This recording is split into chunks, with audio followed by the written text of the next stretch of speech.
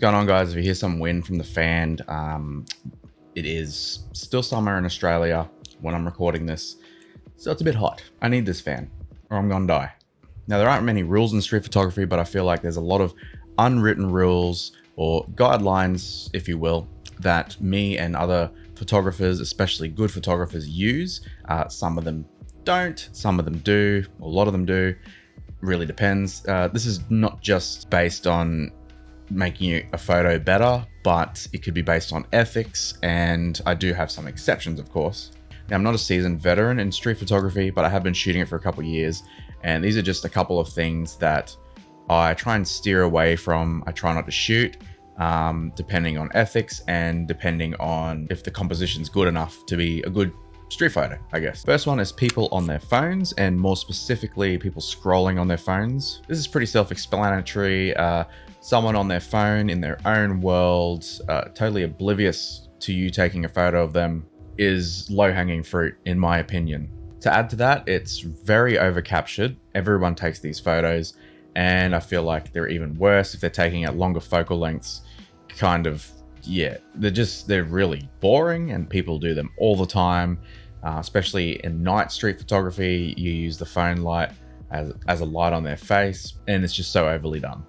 I do have some exceptions. If they're on their phone and they're talking with their phone up to their ear, I think that could be a good photo. They give off some facial expressions. They are still aware about what's happening in the world. They might do something unusual. There's always that chance, especially when they're chatting on the phone, but when they're looking at their phone, more often than not, they're just going to do absolutely nothing but look at their phones. Another exception is if you can't really get another subject. Here's an image I took a couple days ago, and I just really liked the lighting in the background here and the colors. It looked really nice in the camera, looked nice in the edit too. And I wanted someone to just be there, just a silhouette. Unfortunately, this lady was on her phone, but we're in sort of a quieter area and there wasn't many people around, and we were actually on our way to go home. So yeah, I was just like, well, there's no other subject that I can really use here. And she was standing in the right spot for a long time, so I could work it a little bit more. That's my only exception, and I still really like this image. However, I try not to take too many photos of people scrolling on their phones. It's just boring. Second one is homeless people. Capturing the homeless, candidly, is low-hanging fruit. It's very low-hanging fruit in my opinion. They have no other option but to be on the street, and I look at it as if I was outside their windows taking photos of them sitting on their lounge chairs. Their choice isn't to be out on the street. Doesn't really make a good photo anyway. Most of the time they're sleeping, they're just sitting there doing nothing. Unless they're doing something, like they're walking around, they're doing something, then I feel like most of the time homeless people are just sitting on the street doing nothing. Also, they could be a bit stabby, if you know what I mean. They don't have anything to lose, so they might be a bit angry. So I'll probably stay away from them anyway, just on that case in general. My exception to this would be if there's some sort of juxtaposition. Maybe there's a homeless guy begging for money and someone's walking past in a suit with 2 stacks of cash.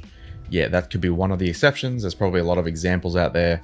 I don't have any myself, so you could probably look it up and find them. But I feel like that's one of my exceptions when taking photos of homeless people. My third one is the back of someone's head. Now, I know a lot of beginners take these photos because it is hard to build up confidence to do so. Super low, well, it's not low hanging fruit, it's just very easy to do. I do have some exceptions though. If they have a cool hat, or if a scene is unraveling in front of them and you kind of want to have their perspective, you're trying to portray their perspective through the image. Yeah, there's a couple things. It's very vague. My exceptions are very vague, but if it feels right, I take a photo of the back of their heads. Sometimes they're doing something on the back of their heads, like this image here that I took. This could have made sense from the front, but from the back, it's even funnier. It's like, why are you using this in public? It's kind of random, you know? Now you probably see me, I do POVs, and you probably see me take some photos of people's back of their heads.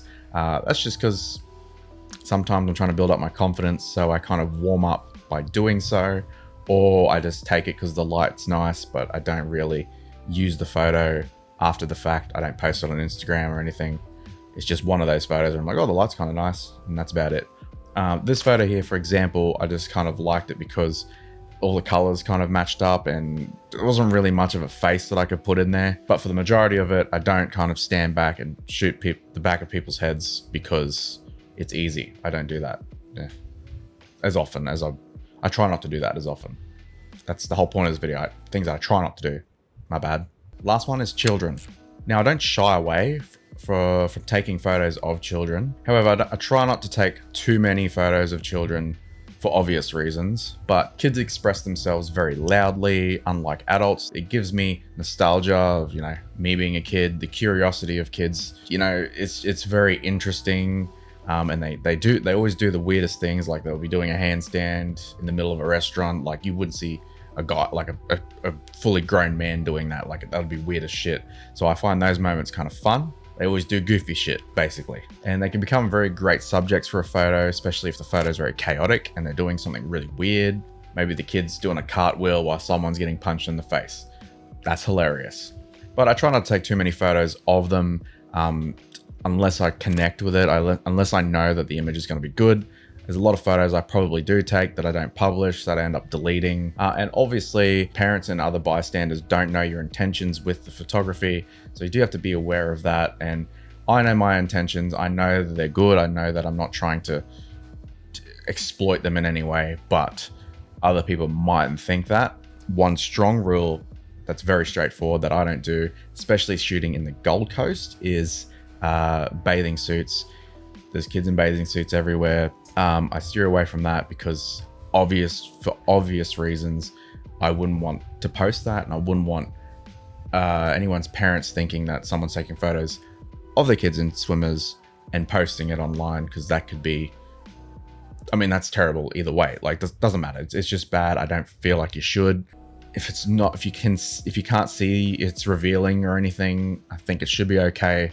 But for the most part, I just steer away from it and don't worry about it. Anyway, there's all my points. If you agree or if you don't, sound them off below.